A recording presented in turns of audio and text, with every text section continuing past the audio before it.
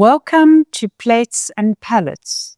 I'm Jenny Handley, curator of the annual JHP Gourmet Guide with its plate ratings and editor of our bi-monthly Gourmet Guide magazine. I'll be taking you behind the scenes to secret spots and to meet the chefs. Today, I'm delighted to be introducing Carla Schulze of SALON in the Biscuit Mill in Cape Town. And if you haven't been there, you're in for an amazing experience. Welcome to the show. Thank you so much for having me. And we're going to be cooking a little bit together. Yes, we will be. I wanted to make you our new tomato dish that we've just put on the menu. It's lovely, it's fresh, it's very summery, and just really celebrating the humble tomato. And my favorite ingredient. Perfect. Wonderful. Great. But before that, Carla, I just want to delve a little bit into the life of a busy chef. You won our Hot Promise Award in 2024, and since then you've been flying. Thank you. But it doesn't just happen without effort. And I always think about your job. It's not only as a chef in a kitchen conceptualizing amazing dishes, it's running a team, it's the business aspect of everything.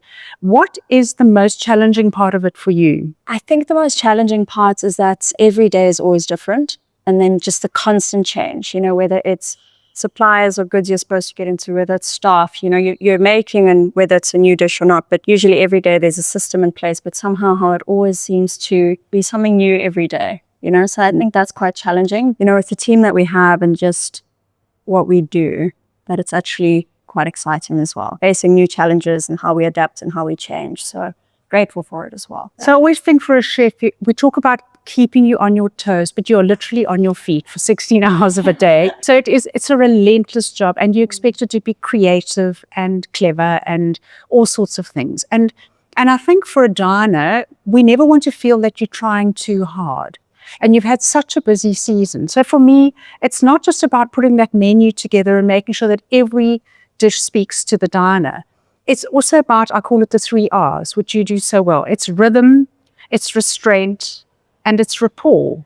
So it's not only about your cuisine, it is also about the people who bring the food to us and create the experience. So you're not creating a menu, you actually are creating an experience. Absolutely, yeah. So do you work from back to front? Do you start with an ingredient or dish or flavor, or do you have a vision of how the diner's going to have a dish served tableside? Where does it all begin for you? I've mentioned before that I think last winter was a real change for me.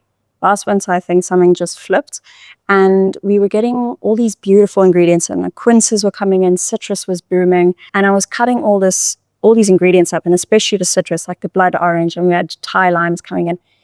And I just thought, I get to see all this beautiful produce come in, and I really wanted to share it with the guests. So then I just started cutting up all the citrus, and instead of them getting a tiny snack where you've put in all this effort and work, I want them to experience what we experience in the kitchen. So I ended up cutting up all this citrus and just put on this huge tray, and these tiny canapes were kind of amongst the citrus, and then we did salt-baked quince, and I wanted to crack a tableside so they could see this beauty of this sticky quince coming out. Tableside service, I think we're not too much about smoke and mirrors. No.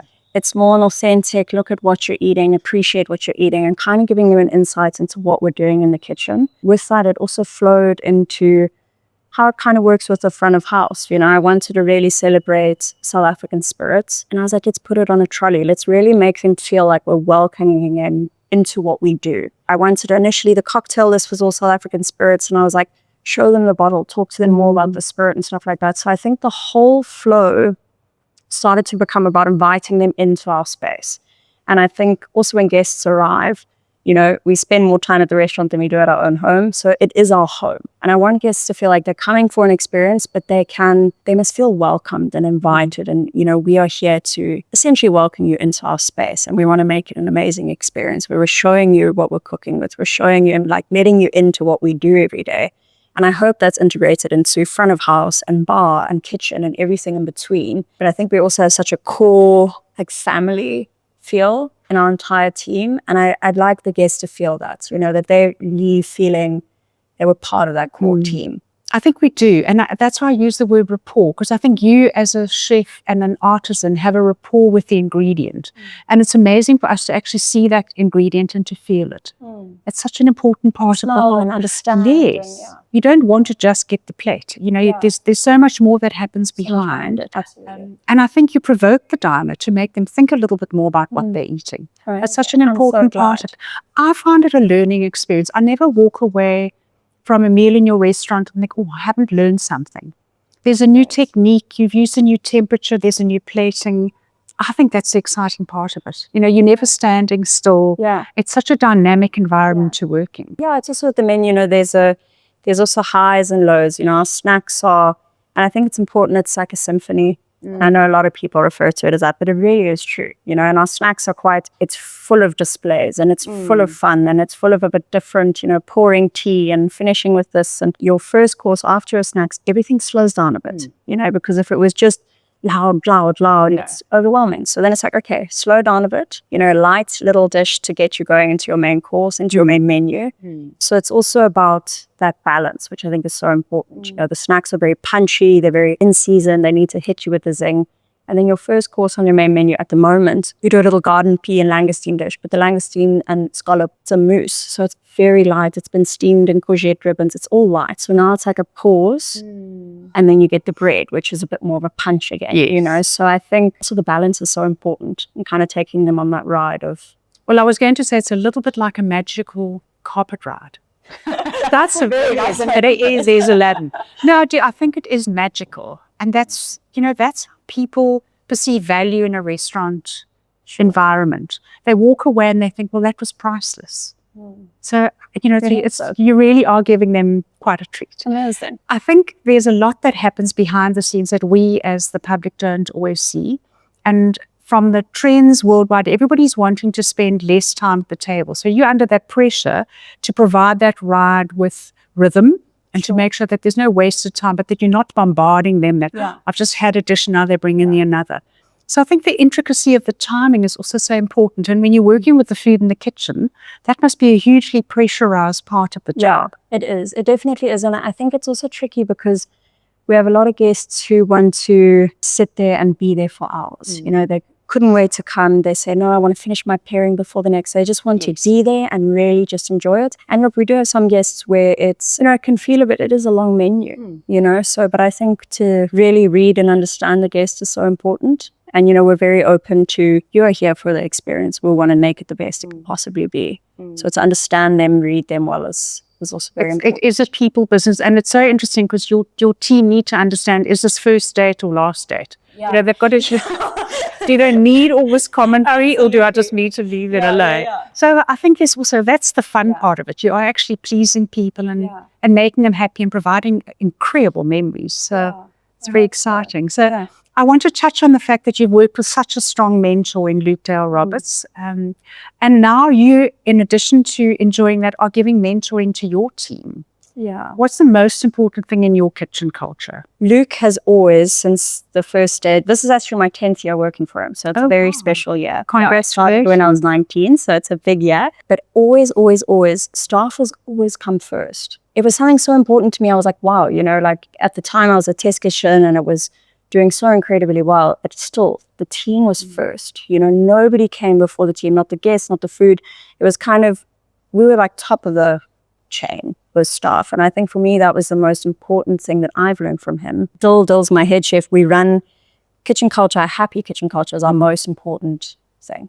And for me, that's something I learned from Luke, because a happy team, they're cooking with love. They want to be at work with the relentless hours, but they're excited to come. You know, we keep it light, continuously training them to grow. I have someone in the kitchen called Rico, who is my left hand, right hand, everything. And he started, I was shooting a test kitchen, he was a scholar. So to train him up now, and he is unbelievably talented, but it's because we believed in him, he believed in us in return. So, you know, the teaching, and if you've made a mistake, I don't want you to hide it, I want you to tell me, and then let's work on how we can do it better together. So at the end of the day, the more they grow, the more the restaurant grows. Definitely. You know, the more support you have, and obviously everything Luke has taught me, but the team has been Phenomenal. number one. And it shows, no doubt. But interesting also on the plate, as somebody in the restaurant, it's very interesting when food is too salty, it is the sign of a chef that is under stress.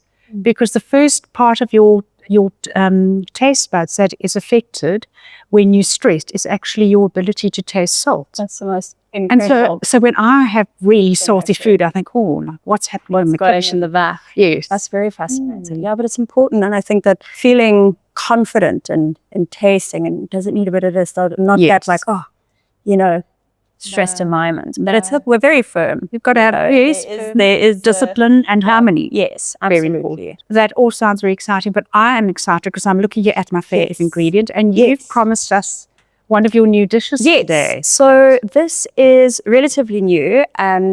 Tomatoes came into season in December, and I love tomatoes. So I knew I wanted to do something with them. And this is also about the menu flow. And I find it quite tricky in a tasting menu to just change one dish because there's an entire flow to it. We had a caponata dish on. It was celebrating the caponata. We did an extraction, and it had a little bit of octopus in there. It had a rui mare, which is saffron in it. It was going into summer, and I was thinking, I love the flavors of seafood, particularly in this spot in the menu. So I really wanted to keep that, but I thought it was too wintry. We needed something summery and cold, which is interesting because the pea dish I was talking about before is warm. The bread is obviously hot. Yes. And now this, after the bread, you get a cold dish. So it's a bit different. And the plating of it is also a bit less refined and really and I think that's where we're moving into SALON, is very less elements on the plate, but executing them really well. So what we've done is, like I said, it's a cold dish. So here I've got our octopus. We've got some mussels that they're not pickled, but we finished them with a little bit of Edmund Fallet vinegar. So it's a very light vinegar. It's tarragon vinegar. So it's a little bit light. Some concussed tomato and then some leeks. And then we just made a little tomato escabeche jelly, which we added some saffron into as well. And that just gives it this lovely punch of acidity. The saffron works so lovely in it as well. And then we finish it off with a little bit of breadcrumbs just for that lovely crunchy texture. And do you always think about texture when you're planning a dish? Yeah. It usually is ingredient forward. And especially we change our menu with the season. So tomatoes were in, dish had to change. I think it starts with, and sometimes where it starts versus where it ends up can be entirely different. That's fine. But that's the excellence for you. Yeah. Then before I go on to the tomato, we finish this filling with a little bit of fig leaf oil, just to bring that beautiful grassy bitterness from the fig leaf through. These are the tomatoes. So what I wanted to do is, I love tomatoes and fig leaf. I used to do like a little salad. I would just slice tomatoes, put the fig leaf oil on top. It's divine. I think they're best friends. So what I did was I was trying to really get that fig leaf flavor into the tomato. And I was doing the fig leaf oil and I was roasting them and I was trying to think, how can we make it better? And I just took a whole fig leaf and racked it over the tomato and then roasted it at a really high temperature. And that beautiful flavor just really pulled into the tomato, and suddenly they almost became one. We let them dehydrate a little bit longer so it gets that beautiful kind of texture of a little bit more intense. Yeah, exactly. And concentrates the flavor as well. This is essentially our tomato is like our little pocket. And then we're going to fill it with all these little seafood goodies. And Carla, can I interrupt you and ask your fig leaves? So if you don't have a fig tree in the garden, would I get fig leaves? And also as a restaurant, you obviously need quite a quantity. Absolutely. So we do forage our own fig leaves, and this season has been extremely busy. So we have two foragers actually, called Christian, and then the other one is Ross. And Ross has been with us since Test Kitchen days. And they forage a lot for us. They also forage our num num branches and fresh num nums for our pre-dessert. But I'm very grateful for them because they're extremely knowledgeable. Really let us into insights of what we can use, what we can't use. Listen, shouldn't be in season yet, like the chestnuts. Chestnuts were in season way too early. And our forager said, look, I don't want to forage them now. Let's let nature take its course. They're in too early. I'll bring them to you when they're ready. And I also think that's our philosophy. If you're changing a menu, you shouldn't use things that aren't meant to be in season yet. They need a bit of time to ripen, to really get into their groove.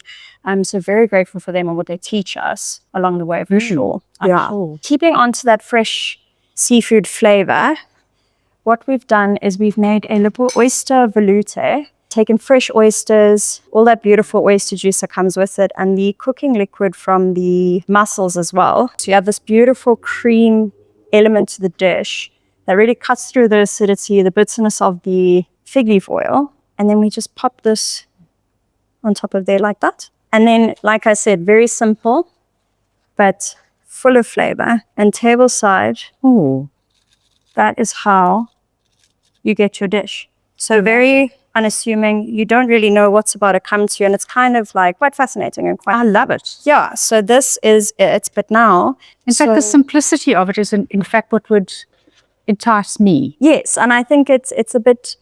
What is this one? You know, all our food is very refined. I think that's the feminine side that comes in as well. I love the spirals and the dots and the plates. But this one's different. This one's a bit more playful.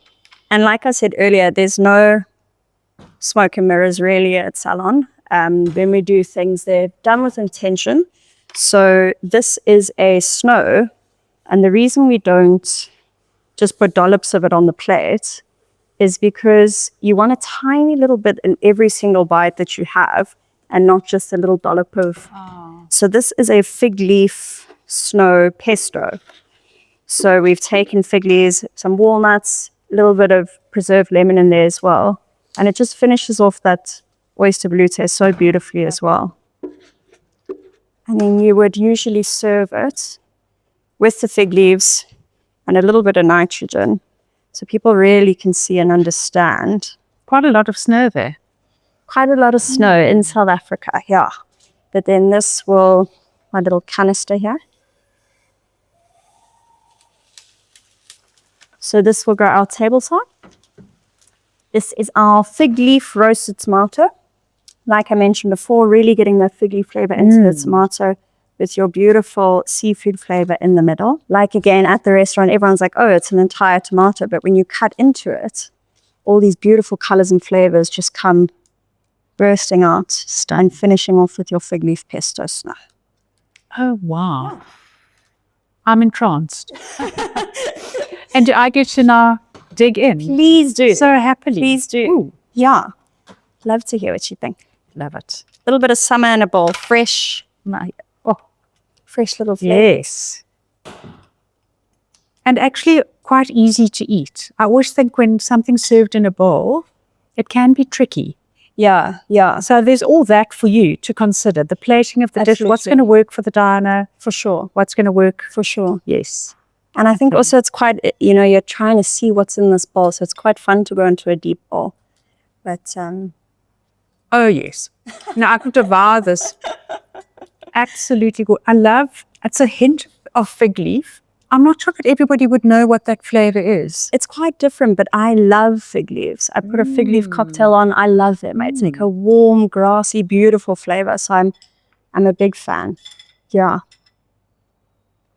Carla, there's no overpowering flavor in here. So what would you call then the hero ingredient? Our hero ingredient is our tomato. So it's we worked on this tomato for so long to try and really celebrate it as a whole, and where the dish starts versus where it ends. And I was just like, this tomato, like so much love has gone into processing it. And I really wanted it to shine and be the pocket for all this seafood. But for that, the tomato to really be the hero of it. Yeah, but playing with the fig leaf as well. Yeah. Well, I think it's spectacular. And I'm so definitely going to be eating the rest off camera. I have amazing. Yes, I'm going to enjoy every last morsel. My last question to you would be, we talk about hero ingredients. We talk about heroes and heroines. In the industry that is predominantly male dominated, I'm sure that you want to be treated as the top chef, not the top female chef. Do you think it's harder for you to establish yourself in the industry? I'm actually very grateful to Jackie Cameron, was my very first mentor. And also Luke. Luke never treated me differently. And Jackie always said, you're a chef, you're not anything else. You're working just as hard, you're doing the same hours, you're doing the same things. And I was also grateful because my two mentors were the one who kind of instilled that on me. And especially Luke, I don't think he's ever really, I think he respects the fact that I'm a female and he understands, but he's never treated me differently.